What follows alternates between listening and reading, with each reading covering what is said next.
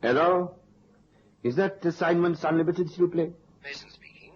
I want you to come to Switzerland. Really, Mr. Laurent. Guy Laurent. I am Swiss-French. But I think the peeps will go before I can tell you why I want you to come to d'Auberge. Well, you'd better come and see us then. Will you come today? Yes, where to, please? We're at 33 Half Moon Street.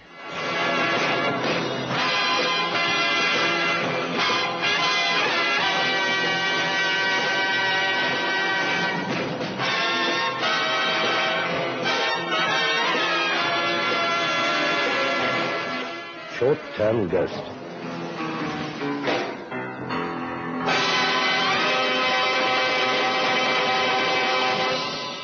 Monsieur Laurent didn't look French. In fact, it'd be hard to say that he belonged to any particular nation by his appearance. He was 6 feet tall at least. His hair couldn't have been combed for a very long time. His beard was red, and there was a lot of it. He was untidy, and I felt a little dirty. His profession was even more of a surprise. I am a partner in a firm of insurance brokers, monsieur, in the canton d'Auberge. Canton d'Auberge? Where's that? Switzerland. About 30 miles from Montreux. We drive to Montreux, our most famous neighbor, for outings. They have fine hotels in Montreux. Monsieur Laurent, what was it you wished to see me about? Monsieur Mason, I need your help. I will explain. D'Auberge is, of course, at the foot of Mont d'Auberge. It is not famous. No one climbs it, but through a pass in the Mont d'Auberge, one can travel easily into Austria. This pass is the Grenoble Pass. And my firm has been in the habit of issuing, how you call it, yes, I believe you call it short-term policies to insure motorists. Short-term policies, yes. Oui, Monsieur Mason. In a short while, we shall be out of business. Oh, well, why is that? So many motor cars crash and the occupants are killed. Traveling through the Grenoble Pass? Oui. I see. Well, I'm sorry about that, but I don't quite see how... The pass is a dangerous one, yes. A car or two a year perhaps might go over the edge. It's a long drop. No one could survive such a drop. A car or two at the most, but not 20 in 3 months. 20? 2 the first months in May, 8 in June. In July there were 10. And now in August there have been already 5 crashes, all fatal. And the month is only 7 days old. Monsieur Laurent, well, I sympathize with you and your company, but, well, I feel that this is a matter for the proper authorities. Surely the road must be closed. Surely you must stop negotiating with motorists, refuse to issue them with these policies, at least until the road has been made safe. The road is perfectly safe, monsieur. But how can it be? I repeat, the road is safe. The accidents were made to happen. But, well, then, this is a matter for the police. The police have investigated everything, and they have been unable to find anything. That is why I've come to Assignments Unlimited. I want fresh brains, Monsieur Mason. I must know why these accidents occur. Yes, but why don't you simply refuse to issue the policies? My company has a good name in the canton d'Auberge. We have never refused business. We have been issuing these policies for a number of years. Although I am a patriot, monsieur. I love Switzerland. And more specifically, I love d'Auberge. If there are any who wish to honor all our inhabitants, I wish these people to be brought to justice. People or things. I beg your pardon. Things? Monsieur, one of the poor people who crashed over the edge was navigating the Grenoble Pass, lived for a short time before being taken to the hospital. He said little before he died, but I have it on good authority that he believed he had been forced over into the chasm by a ghost car. Good heavens. A ghost car with 1,000 dead lights that screamed at him from out of the night.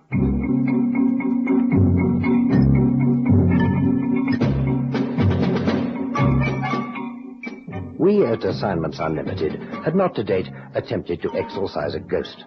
I was quite ready to believe that for some reason motor cars were being made to crash, but ghost cars... There I was quite out of sympathy. I'm the complete skeptic. I thought I'd ask Cannon his views on the subject. Yep.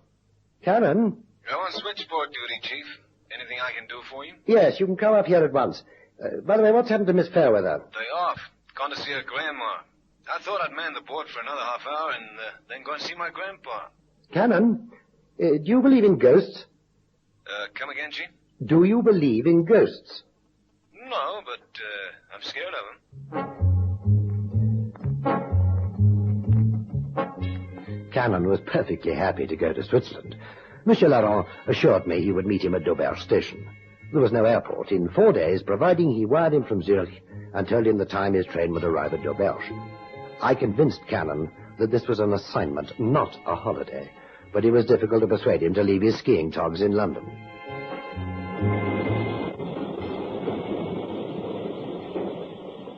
Monsieur Cannon? Oh, hello. Are you Mr. Leroux? I am. Welcome to the Canton d'Auberge. Well, it was no trouble at all.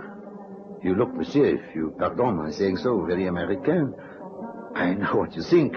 I do not look typically Swiss. No, I wasn't thinking that. I am an individualist, monsieur. I love Switzerland, but I have no wish to be taken for one of our sons wherever I go. The car is waiting, monsieur. No doubt there is much you wish to ask me.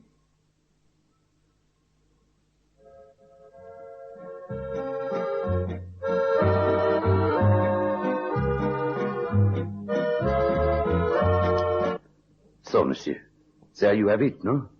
The whole story, just as I told it to your superior. Tell me, Monsieur Leroux. My friends call me Guy. Oh, sure. Look, do you believe in this spook stuff yourself? I do not know, monsieur. I do know that it does not pay to be skeptical. There are things in the unseen world that we cannot divine. Spectres lurk in remote and secret places. It is unwise to dismiss the possibility that a friend drives a car along that mountain pass, forcing people to their deaths. No, you're no skeptic.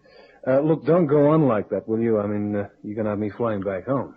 The Assyrians dreaded those ghosts who were unable to sleep in their graves, but who came forth and perpetually roamed up and down the face of the earth. Yeah, well, how'd we get to Assyria, Monsieur? Guy. Huh? Oh, yeah, Guy. Well, look, let's be factual about this. I mean, otherwise what you need is an exorciser and not an investigator. When can I drive along this pass? You wish to drive along the pass? Sure, there's nothing like investigating the scene of the crime, if it is a crime. It is a crime. Many crimes. Whatever is responsible is monstrous. Oh, one thing I forget to tell you. And what's that? The accidents only occur in the night. Oh, never in daylight. No, monsieur. You see, people prefer to begin their drive into Austria when they are fresh and feeling untired. The last part of their journey can be completed in daylight. Or, if they drive fast, they will reach the border even before it is light. Well, why don't they just change their minds and drive it all in daylight if it's safer? Many of our people are stubborn, monsieur. They believe the others are the bad drivers, and such a fate cannot happen to them. It has become something of a challenge, you see. Rudolph. May I introduce Monsieur Cannon from London? Monsieur Cannon, Rudolph Miller, area manager of our company, La Société Anonyme d'Assurance Générale. How do you do? I am pleased to make your acquaintance, Mr. Cannon. Monsieur Cannon wishes to make the drive through the Grenoble Pass. Oh, is that so? Oui. You wish to do this in daytime, of course, Mr. Cannon. No, I thought I'd do it at nighttime when the spook's supposed to do its spooking. You realize, of course, that of the cost negotiated the Grenoble Pass in recent months... Yeah, I know, but, I mean, if nothing happens when it's light, then there's no point in wasting time, is there? There is, Monsieur Cannon. A very valid point, eh? You must make the drive in the daytime before attempting the nighttime drive. Then you will know the route well, and there will be no danger. You know something? Huh? I need my head examined. Why didn't I think of that?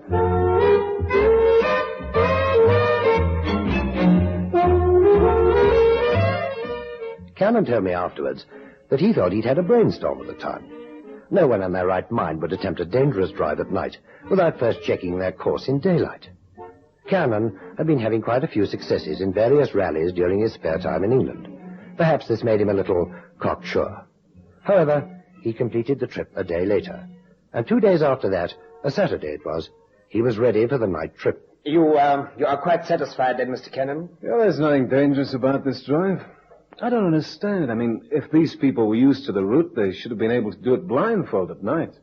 Something made them crash, that's for sure. Well, you understand the controls of the car. Left-hand drive. The gears work... I'm an American, Herr Muller. I'm sorry, of course. And I've already put this thing through its paces. Yes, of course. I will lend you mine, you know. It's a far swifter machine. No thanks, Mr. Muller. I'll stick to something I know about. I wish you good luck, then. Thanks. Maybe I should take along some garlic and stick candles all over. Oh, never mind. Oh, garlic. It's good for snuffing out ghosts. So long. Goodbye, Mr. Cannon. I'll be back Sunday night, huh? What? Oh, yes, surely.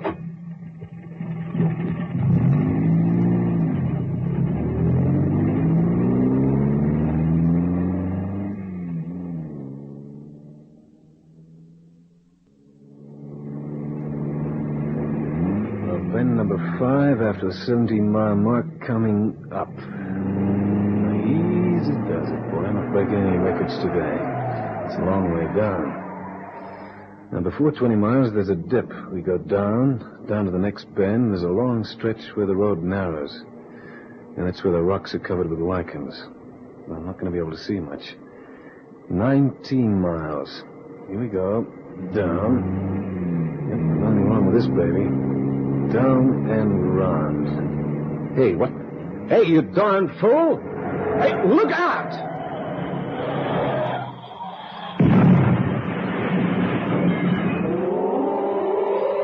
Cannon was found early the next morning by a traveler from Vienna, who rounded a small bend beyond the one Cannon had so very nearly lost his life taking.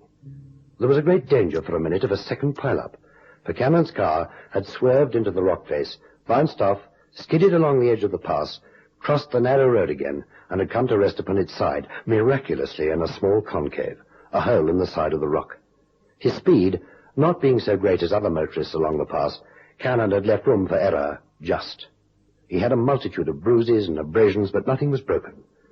The thing that puzzled my intrepid operator most was what had happened to the oncoming car. For the car had driven straight at him, and also, when he returned to consciousness, why was he wearing only his underpants? I don't care. Ghosts don't wear clothes. They don't wear shoes and socks, and they don't need French francs or traveler's checks. And furthermore, they don't give a hang about the time, so where's my watch? Monsieur, I saw none of these things. I came around the bend in the road and poof! There you was all over the place. Blood. I've never seen so much blood. That was from my nose. Look, and I'm not accusing you of taking anything, monsieur. I'm grateful to you, more grateful than I can say for fixing me up. I was thinking I would die myself. I was thinking, here is calamity. I was thinking, here is great danger. I was thinking of my wife and my children. My little Felix, Hans, Martha, Anna, Paul, baby Peter, and little Josephine. You had time to think all that much? I prayed hard. My breaks would be good. I shall arrange for your return to London, Mr. Cannon. Return to London? What for? But you were almost killed, Mr. Cannon. You do not wish to continue with this investigation now, do you? I certainly do. Somebody tried to kill me on this blasted Pass Grenoble. When that sort of thing happens, Cannon gets angry, Herr Muller. He gets very angry. But my company will absolve you from all further duties connected with this business. I will make a telephone call to your Mr. Mason at London, and I'm sure he will agree. Look, whether he agrees or not, I am staying here to find out why the Pass Grenoble spook wears big, thick rubber boots. Okay? Monsieur Cannon, I will go now, Monsieur Cannon. What? Oh, yeah, look. Well, thanks again. It was a pleasure, monsieur. Yeah, thank you. Now, I'm going to tell my darling wife and little Felix and Hans. Yeah, great. Thanks. Yeah, and give them all my love, monsieur, will you? But I will, monsieur. Goodbye, Herr Muller. Goodbye. Whatever happens, you must stay for a few weeks here in your hotel. You cannot do a thing until all is properly healed, yes? No. I don't feel in the mood for any more hauntings just now. But tomorrow I want to make that drive again. Then I think you are being very foolish, Mr. Cannon. That's my affair. It is also my affair. I'm employing you. Yeah, well, I'm going to act like I think I should act. You better ring Mr. Mason. And it was Monsieur Laurent who employed Assignments Unlimited to employ me in the first place. Goodbye, Mr. Cannon. Goodbye. Miller, I don't trust you one little inch. Hello, reception. Yes. What? Well, look, I'd like to speak to someone. Yeah, okay. Doesn't speak American. Hello? Yeah, look, I'd like to put a call through to the offices of La Société Anonyme d'Assurance Générale, please. Yeah, I guess it'll be in the book, but there's no book here. Yeah. Okay. Yeah, sure. As soon as you can get them, okay? Thanks. Then let's have a look. Boy, I'm crazy about hotel reading there. Now, where else in the world would they go to all the trouble of putting English books by the bed for me to read? What's this? The Hollow Tree House Mystery by Enid Blyton. Forever. Looks like junior-sized James Bond for tiny tots. Monsieur, this is for you. What? Oh, thanks. What is it? It's your medicine, monsieur. Monsieur Laurent arranged with the doctor who was here earlier. Okay. Never could understand how drinking can help a busted head and bruises. Comment, monsieur? I'll forget about it.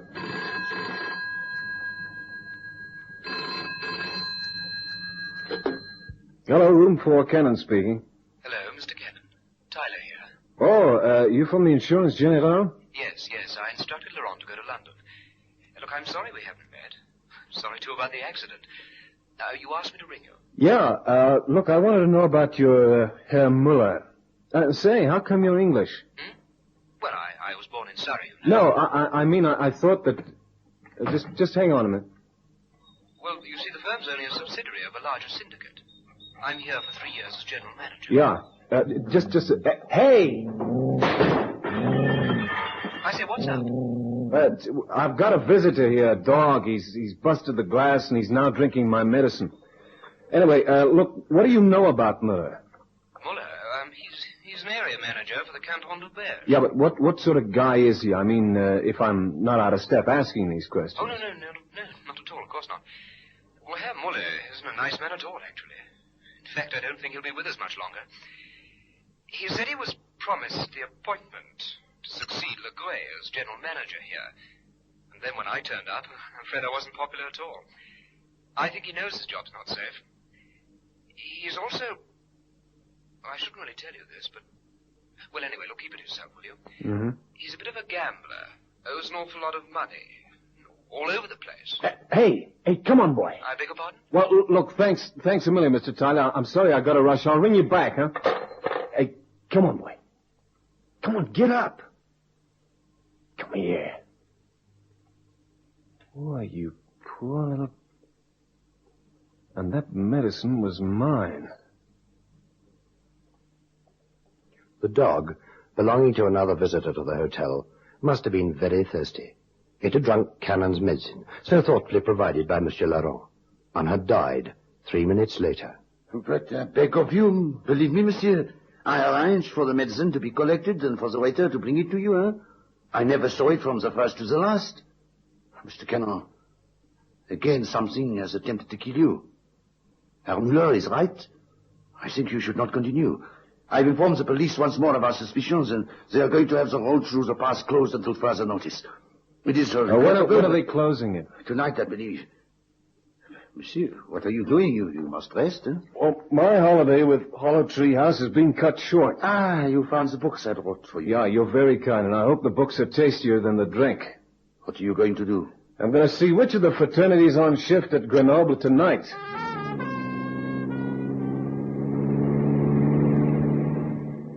Monsieur, it was only your assurance that ghosts do not wear boots that tempted me to accompany you tonight. Well, you heard my views. I'd rather you stayed behind. Monsieur, you do not suspect me in any way. Be honest. Oh, it had crossed my mind. Does it still cross your mind? Well, let's say it's not so insistent now you're with me. I figured if anything's going to happen to me, you too will be landed in trouble, and I reckoned you'd be a funny kind of guy to want that to go on. Monsieur Cannon, you should change. I need not have warned you. Monsieur Laurent, I wouldn't like to drive far with you. I will not speak again. Oh, no, that's all right. I want you to. I want to know what you think of Rudolf Müller. Müller, he is a strange man, but I don't believe him to be involved with this affair. You don't want to believe it. Well, we're a mile from where it happened now. Monsieur, look, you're going to be very lonely if you get out now. No. I will stay with you. This is important to me. Okay, here we go. You made those seatbelts tight? Yeah, well, nothing happened. You can open your eyes, monsieur. The road's clear. No ghost walks tonight. Thank heavens. We cannot turn around here. We must go on. Huh? There's a place where we can turn about 6 miles from here. Oh, but my belt is very tight, Monsieur Cannon. No dice. We're going on to the end of the pass. Oh. Not too swiftly, please, monsieur. No, monsieur. Monsieur Cannon, there's a car. Look, hold tight, will you? No, stop. It will not let us pass it. Let go of the wheel. Laurent, get your hands off the wheel.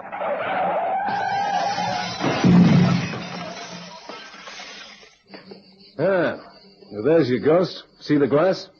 We drove through... A mirror. Those headlights we saw were our own. But why? Well, the ghouls made pretty rich pickings from the cars that went over the side, but not rich enough to warrant this. No, something doesn't fit. There must be something else. And I've got an idea what that something is. Come on, let's go. What time? Yeah. Okay, thanks, Tyler. Yeah, I hope so, too. No, I'm not as shocked as you are. Thanks. Miller's beaten it. He has gone? That's pretty conclusive, I guess. He left about 4 a.m. But has he taken... Yes, he took the way through the pass. We must have missed him by half an hour. I told Tyler what I thought before we left, and he called the cops. They're after him now. Oh, they cannot catch him, monsieur. He drives a Grollet. A what? Oh, it is a car that is rare, monsieur. One might say it is his own invention. The Grollet has, as Miller was so pleased to tell anyone who listened, a 7.5-liter engine. It is capable of a speed of 140 miles an hour. Well, that won't help him along the pass. No, monsieur, but he is at a start upon the police, surely? 2 hours or more, I guess. Yeah, I see what you mean. Once over the border into Austria, he can abandon his motor car. No, I do not believe we shall catch him. Yep, Cannon. Yeah. You don't say. Well, I'll be... What is it, monsieur? No, that's right. Yeah, I guess what was left of the mirror. Mm-hmm. Okay, thanks a lot, Tyler. Yeah, I guess it does. So long. Was that what... Yeah, you were wrong about Muller. 7.5 liters didn't help him at all. But why? He ran over the edge where we hit the mirror last night. Why? It must have been light by then. And there was no mirror to see his lights in. Anyway, he knew what it was. You're barking up the wrong tree, Monsieur Laurent. Rudolf Muller did 70 around the bend where I slowed to 40 and ran slap into what was left of the mirror. He must have had 4 blowouts at once. It wasn't entirely greed that prompted Rudolf Muller to erect the great mirror in the Pass de Grenoble. After all, what valuables there were left when a car plunged hundreds of feet down a mountainside wouldn't make a rich man a Muller. Now, robbery was a secondary motive. His first concern was for revenge. Revenge upon la Société Anonyme d'Assurance Générale, who he considered owed him a living on its board of directors. The fact that it would have taken more than a couple of dozen deaths and car wrecks to break a company of that size didn't enter into it. Muller obviously didn't think that far. Oh, it was Muller, by the way, who poisoned Cannon's drink at the hotel. Cannon now threatens to employ someone to taste everything he drinks. He also has an immense affection for small dogs.